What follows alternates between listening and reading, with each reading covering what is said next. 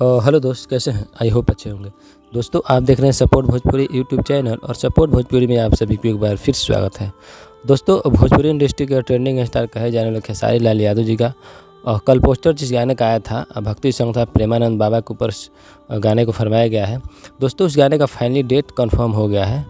और दोस्तों, बता दूँ खेसारी लाल यादव जी का एक नया चैनल खुला है, खेसारी डिवोशनल करके है। अभी नया चैनल कुछ दिन पहले ही खेसारी लाल यादव जी प्रचार कर रहे थे उस चैनल के बारे में।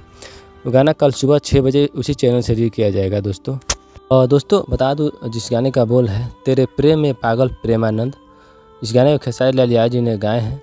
दोस्तों, लिरिक्स की बात करें तो गाना लिखे हैं भोजपुरी के बेहतरीन राइटर मनोज मतलबी जी। मनोज मतलबी इस गाने को लिखे हैं। और दोस्तों, म्यूजिक का बात करें तो इस गाने में म्यूजिक दिए हैं जयदेव वर्मा बिज्जा, कोई नया म्यूजिशियन है, उन्हीं का म्यूजिक है।